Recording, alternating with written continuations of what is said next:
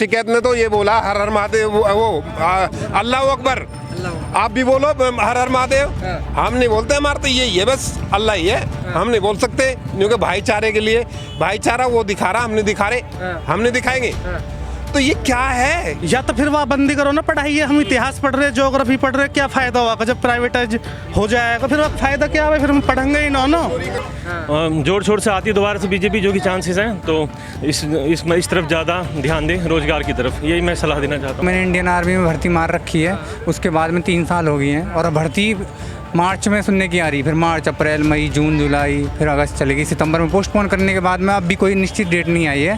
पे नहीं है भाई, बड़ों से तो ही बच्चा सीखता है, जब बड़े ही नहीं करेंगे तो बच्चे कहाँ से करेंगे? बिल्कुल बिल्कुल सही बात है। आपने सुना कि प्राइवेट सेक्टर को सुधारा जाए थोड़ा। अच्छा वासु पहले 5 साल में 3 भर्ती होगी, अरे SI की पता हो जो एंड में करी है, और अभी तक एग्जाम नोट।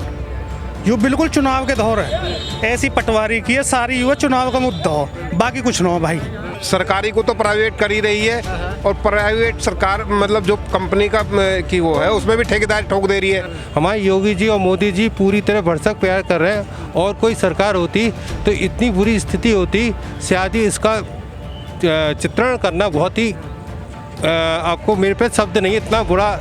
ये देखिए कि बीमारी अभी हमारी पब्लिक है।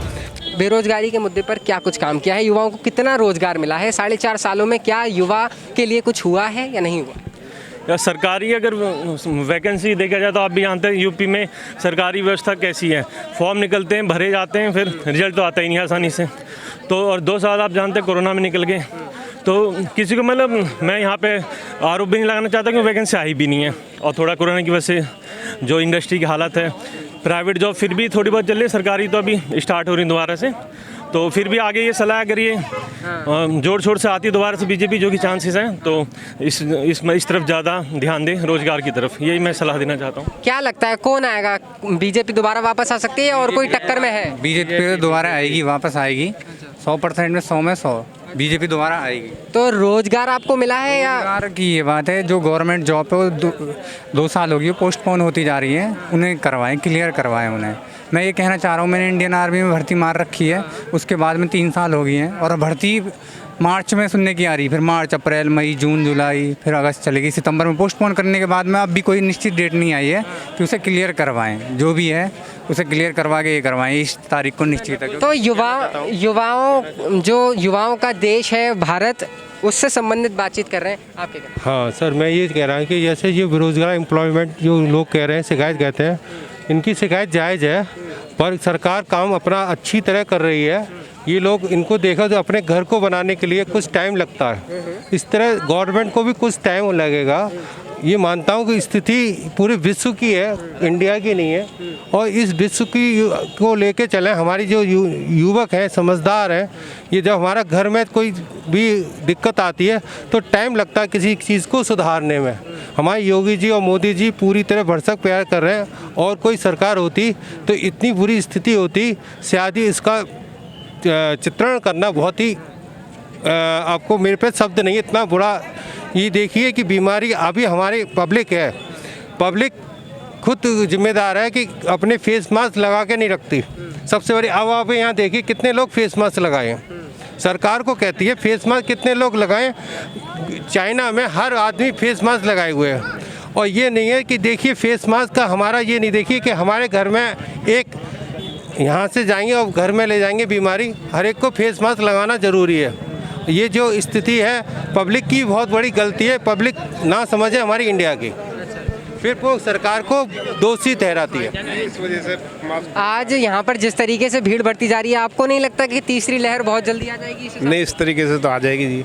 लोगों को भी अपनी जिम्मेदारी के तौर पर मास्क लगाना चाहिए, और अगर नहीं भी लगा रहे हैं तो कम से कम प्रवेश देने से पहले उनको मास्क स्टेज पे ही मास्क ना है, जो मैनेजमेंट करने वाले हैं उनका स्टेज पे ही मास्क ना है। आप अंदर देख कर आए? हाँ, बिल्कुल देख कर, वीडियो देख लो। क्या व्यवस्था है अंदर की? व्यवस्था तो मतलब पानी वानी है, बरसात की वजह से थोड़ा सा बेहाल है, लेकिन जो आप मास्क की बात कर रहे हैं, जो अंदर ही सोशल डिस्टेंसिंग जो करा रहे हैं उन्हीं को ख्याल नहीं है, तो आम जनता तो बहुत बाद में भाई। अंदर जाने से पहले मास्क दिया जाए जिस पे नहीं है। भाई, बड़ों से तो ही बच्चा सीखता है, जब बड़े ही नहीं करेंगे तो बच्चे कहाँ से करेंगे? बिल्कुल बिल्कुल सही बात है। आपने सुना कि प्राइवेट सेक्टर को सुधारा जाए थोड़ा। अच्छा अच्छा सरकारी को तो प्राइवेट कर ही रही है, और प्राइवेट सरकार मतलब जो कंपनी का की वो है उसमें भी ठेकेदारी ठोक दे रही है। उसमें भी क्या मिल रहे हैं 1800-7800 रुपए 6,000 कम से कम। ये तो इसको तो घटाना चाहिए।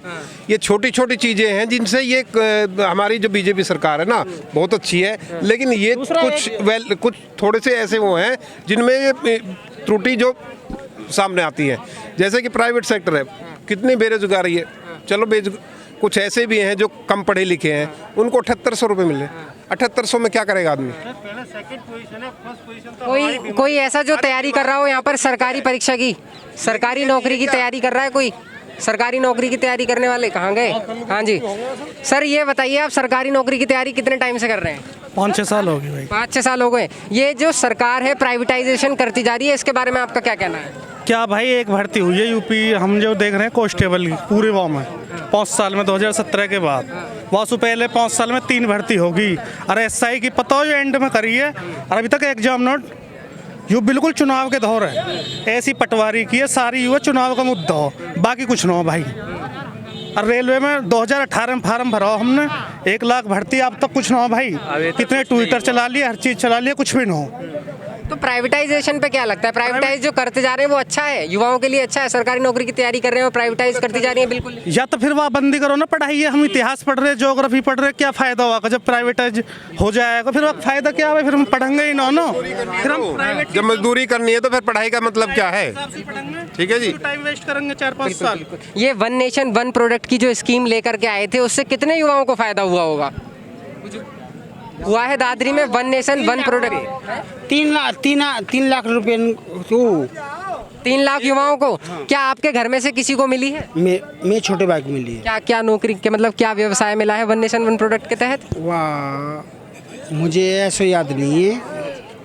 चलिए कोई बात। संशोधन और कर रही है सरकार कि जो भी कंपनी मालिक है ना, जब चाहे कान पकड़ के बाहर निकाल सकते हैं। ये कौन सी इनकी वो है? मतलब कितने दिन से 20 साल से आदमी काम कर रहा है, उसकी कोई वैल्यू नहीं है। उनको जब मालिक चाहेगा जब कान पकड़ के बाहर निकाल देगा। तो प्राइवेटाइजेशन से खुश नहीं है मतलब? क्या है? कुछ भी तो कोई है जो प्राइवेटाइजेशन के पक्ष में बोलना चाहेगा? आप बोलना चाहेंगे? एक गुलामी है।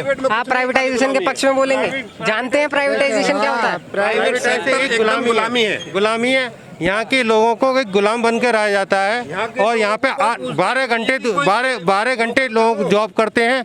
8 घंटे की होनी चाहिए, और उसमें कुछ रिकॉर्ड भी होना चाहिए जो अपने गवर्नमेंट के अधीन वो लड़ सके। यहाँ पर कुछ रूल नहीं है कोई भी। प्राइवेटाइजेशन दूसरा के पक्ष ये में है, प्राइवेट मैं करता हूँ। देखो एक मिनट पहले तो ये सुनिए, प्राइवेट में जो काम कर रहा है वो मेहनत की मजदूरी उससे ज़्यादा मिलती है। मैं 12 घंटे की मिल रहा है, 8 घंटे के 400 रुपये मिलते हैं और 600 रुपये 12 घंटे के। लोकल के ये प्राइवेट भी इजी नहीं है। प्राइवेट है, प्राइवेट को ना प्राइवेट में ये फैक्ट्री में भी लेने को तैयार नहीं है लोग बाग, जबकि लोकल कोई कुछ नहीं करता, बदनाम है खाली। कोरोना में सरकारी भर्ती कर रहे हो आप? कोरोना में सबसे ज़्यादा गरीब मरा, बड़ा आदमी नहीं मरा। बड़े आदमी को कुछ नहीं हुआ, गरीब मरा, क्योंकि गवर्नमेंट प्राइवेट लोगों ने उसको निकाल दिया।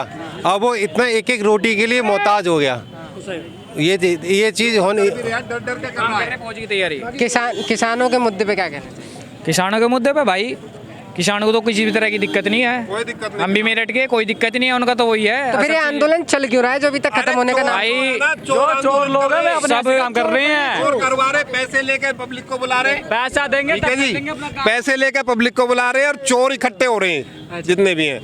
ठीक है, अब ये जो नेता हो रहे हैं ना, अभी इकट्ठे करके ले जाएंगे, मैं उसका जानने वाला, वो उसके जानने वाला, इकट्ठे करके ले जाएंगे, उनको दारू पिलाएंगे, ठीक है जी, उनको खाना खिलाएंगे, इसी पे पब्लिक खुश है बस। ठीक है जी, और सेटिंग है, बाहर से फंडिंग आती है, जिसके पास 8 बीघे जमीन, 400 बीघे का जमींदार है, वो महानालायक और महाचोर आदमी है, कुत्ता जिसको कुत्ता कहते हैं। अभी पता है क्या, एक मोमडन ये कह रहा था कि मैं नहीं, न्यूज वाले आप पूछ रहे थे कि भाई उसने टिकैत ने तो ये बोला हर हर महादेव, वो अल्लाह अकबर, आप भी बोलो हर हर महादेव। हम नहीं बोलते, हमारा तो यही है बस, अल्लाह ही है, हम नहीं बोल सकते क्योंकि भाईचारे के लिए, भाईचारा वो दिखा रहा, हम नहीं दिखा रहे, हम नहीं दिखाएंगे। तो ये क्या है? जब से बीजेपी का शासन आया तब से भारत देश की इतनी प्रोग्रेस, इतनी उन्नति हुई है कि कोई कहा नहीं जा सकता। बीजेपी जिस प्रकार से कार्य कर रही है, आज तक किसी ने भी ऐसा कार्य नहीं किया, और यही हम कहते हैं कि आगे तक भी यही सरकार बनी रहे। और यहाँ का क्षेत्र में जितना विकास किया, क्षेत्र में नहीं पूरे उत्तर प्रदेश में आज तक इतना किसी ने नहीं किया। पहले पुलिस की भर्ती होती थी तो भर्ती होती थी सहारनपुर में और लिस्ट बनती थी इटावा में, लेकिन योगी जी ने वो काम करके दिखाया। जो कितने गुंडा बदमाश या माफिया थे सब नकेल डाल दिए। इतना विकास आज तक कभी नहीं हुआ जितना योगी मोदी के टाइम में हुआ है। बीजेपी हमेशा ही सब कार्य बढ़िया कर रही है। ठीक है, बहुत बहुत धन्यवाद हमारे साथ जुड़ने के लिए। कैमरा पर्सन अश्विनी यादव के साथ Utkarsh Gupta, Crime Week News, Dadri.